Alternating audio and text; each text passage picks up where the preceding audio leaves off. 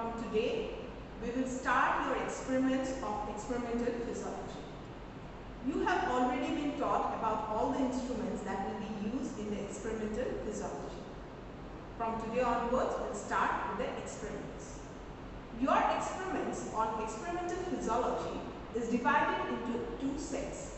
The first set will deal with the frog's sciatic nerve and gastrocnemius muscle preparation, and the second set will deal with the frog's cardiac muscle. So first we will start with the experiments on the frog's sciatic nerve and gastrocnemius muscle.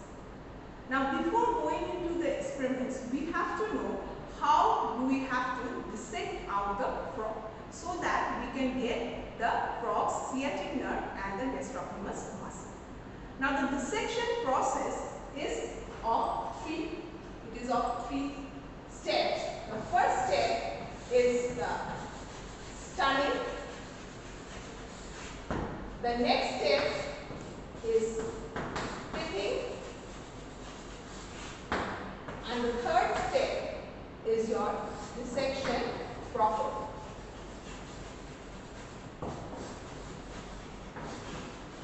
Now what is stunning? The first step. Now as the name itself suggests, stunning is to stun the frog. Now in this process, we try to give a shock to the frog so that it becomes unconscious. Now how do we do that? Now you already know that the animal of choice is the frog.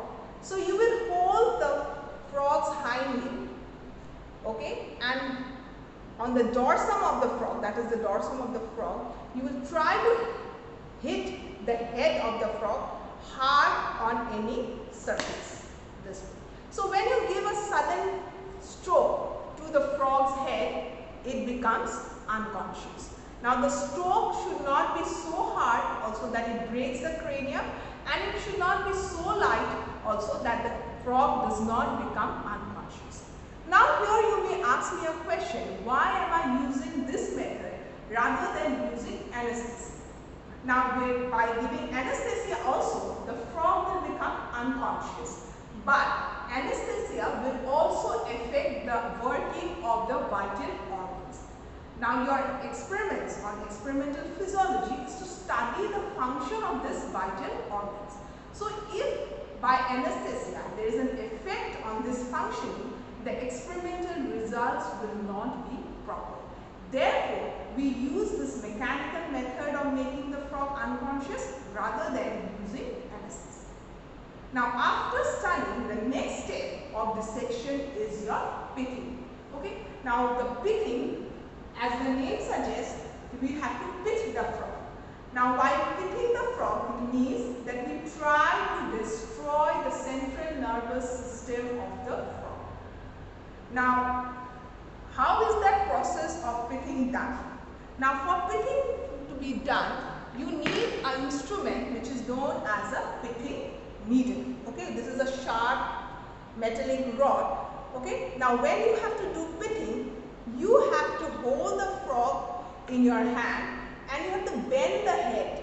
We have to bend the head in the dorsum side of the frog, and when we bend the head and bring the finger from above to downwards, at the junction of the head and thorax of the frog, we find a depression.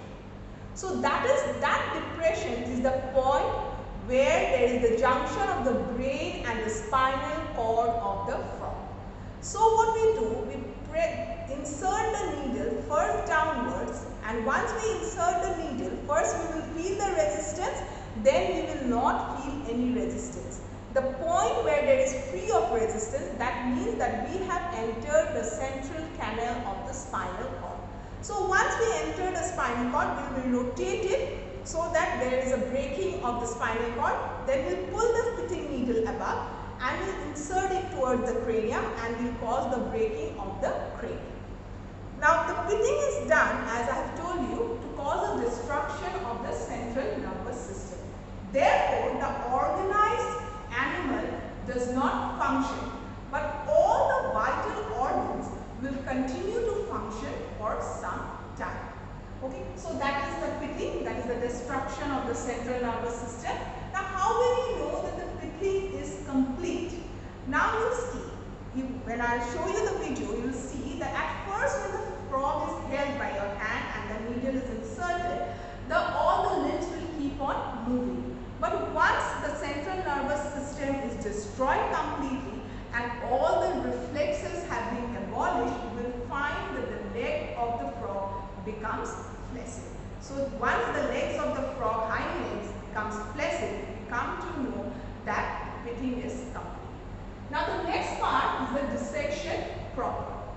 Now in dissection proper, you require the dissecting tray.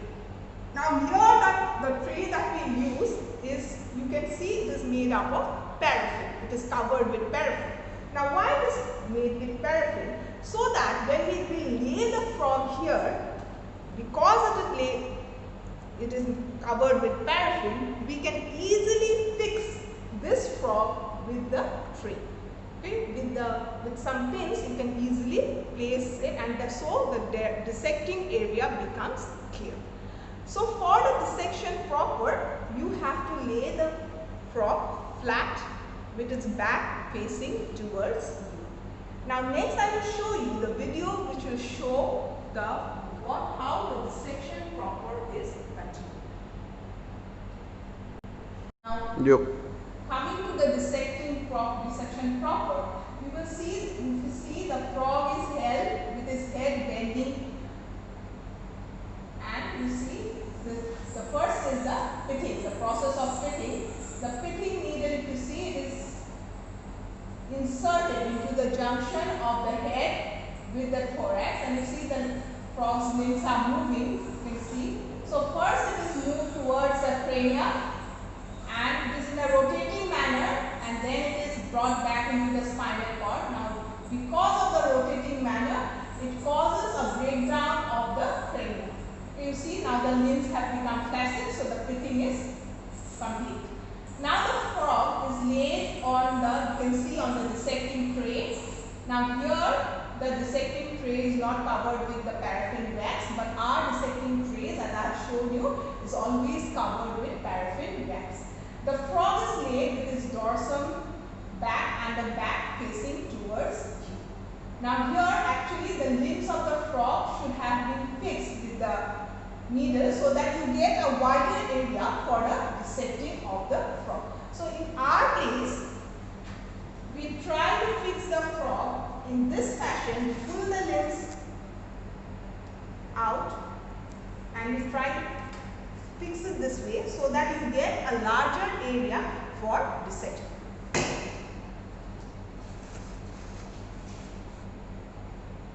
So you see, a pinch of the skin is picked up with the forceps and a niche is given.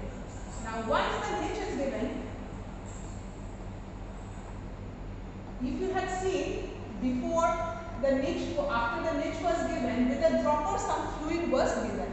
Now that fluid is actually the frog's Bringer's fluid. Now the composition has already been discussed. You have to know that this frog's Bringer's fluid is isotonic as well as isoosmotic to the frog's tissue, and it helps in keeping the frog's tissue viable for a longer time. Next you see the skin is cut all around on the whole circumference of the frog. You see this is the Ringer solution that has been given. It has to be given in each step of the dissection. So once you see the whole circumference skin will be cut out, and now the skin from that abdominal region up till the web of the toes will be removed. So you see the whole circumference being cut out. Now the skin will be held with a forceps and this pulled, it will be pulled out. So this is an artery forceps. With that artery forceps it is held and it is pulled out. Now this way of clearing the whole skin from the abdomen outwards, it is as if you are removing a socks or a gloves, and this process is known as the degloving of the frog. So see, the whole skin up till the toes will be removed.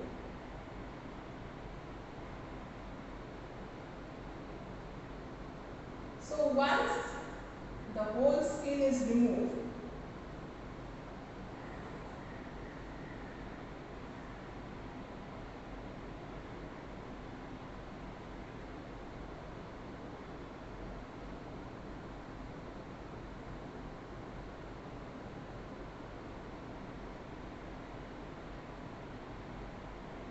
so again the Ringer solution is being given.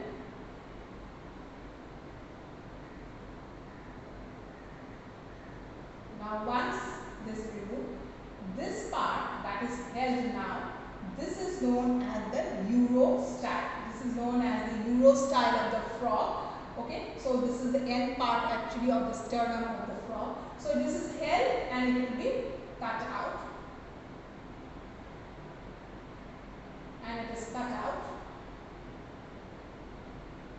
so that once this cut out, you will find that you can see this part is the vertebral column, this white part is the vertebral column, and you can see there is a thin thread like structure here.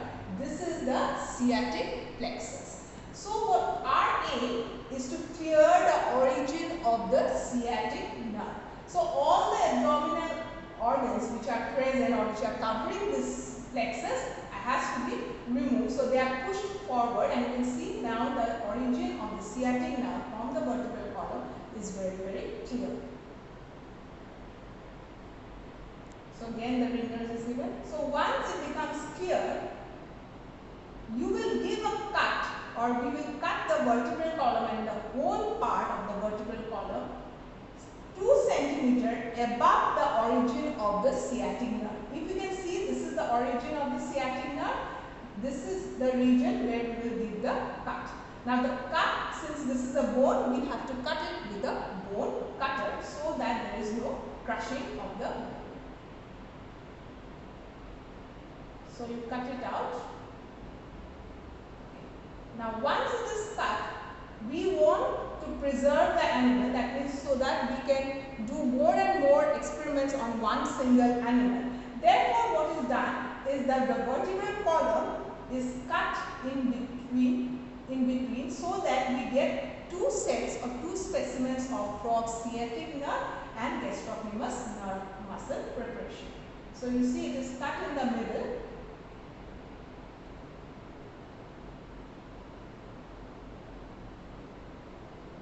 We have to cut in the middle. Now that is the pelvic bridle which is being cut with the bone cutter.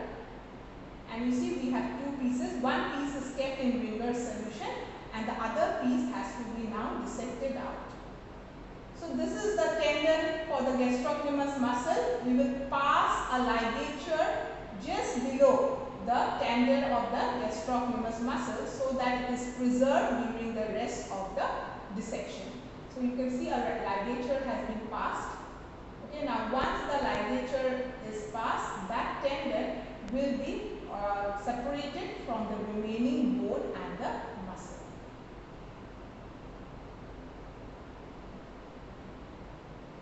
So it will be removed from the remaining bone and the muscle. Now here you see that the knee joint will be preserved, but all the other bones will be cut.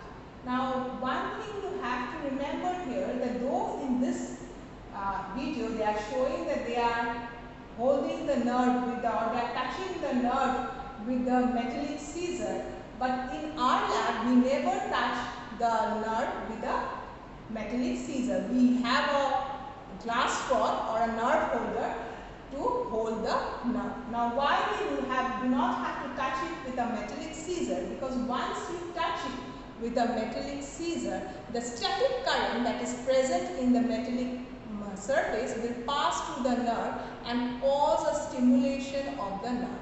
So once the nerve is stimulated, if it keeps on getting stimulated, there is a chance that by the time that you do the experiment, the nerve and the muscle will become fatigued.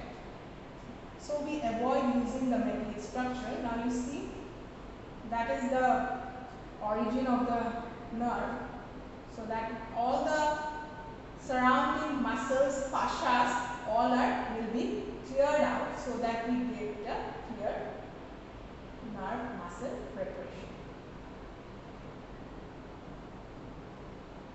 So the muscles are being cut out. If you see, again the muscles are separated with the fingers so that the nerve which is present in between the muscles become visible. Once the nerve becomes visible, we will have to dissect out the remaining muscle so that the nerve is clear. You see all the muscles are cut out.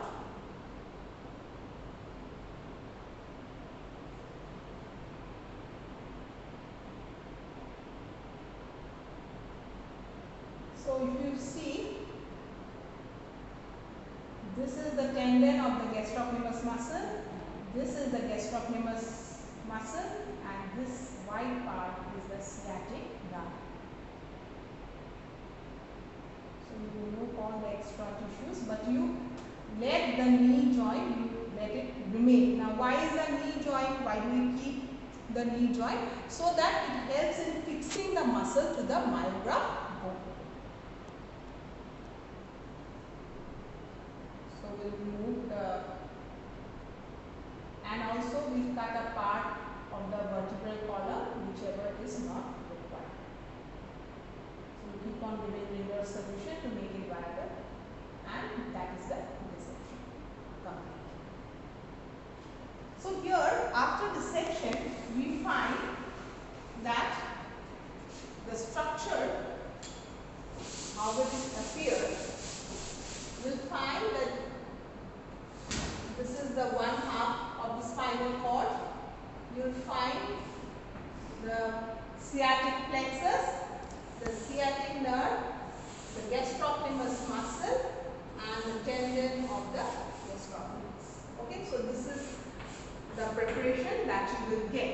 Okay, so how will you fix that preparation? So if you see, if we take this brown color as the gastrocnemius muscle, this as the tendon of the gastrocnemius, this as the sciatic nerve, and this part as the vertebral column.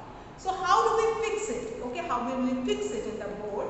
Now you see, it was already told you maybe that the myograph board has a hook-like structure. It has a hook-like structure. So you will attach this hook to the tendon of the, muscle, and if you see, this is the vertebral column. So the vertebral column will be fixed to the board. Okay, it will be fixed to the board. It will be fixed to the board. So you see, it will be fixed to the board. Now what is the connection, or what is the connection that you will require? What are the instruments that you will require for? First you will require a drum. This is the Sterling's drum, okay, the Sherrington chymograph, which is known. You require a battery, you will require a key, and you will require the Dubois-Reymond induction coil. Okay, so what is the connection? You see, from the battery, one connection will go to the drum chymograph, and one connection will go to the induction coil. Now from the induction coil, another connection will go to the key, and from the key one connection will go to the drum. So this is the complete circuit. You will find that you already know that the stimulus here is your induced current. So the induced current which is present in the secondary coil, or which is produced in the secondary coil, that induced current we try to stimulate the nerve, so that these electrodes which will bring the induced current will be wrapped around the nerve. It will be wrapped around the nerve. Okay, so once it is wrapped around the nerve, whenever you put on this, you see, if we put on the drum, you will find that the striker, if it is contracting, the muscle contracts, we find that the curve will be printed, or it will be drawn in the drum chymograph. Okay, that is how is the whole arrangement, or how we will place the whole specimen, that is the frog's sciatic nerve and gastrocnemius muscle, on the board, and how the recording will be taken. Okay, thank you.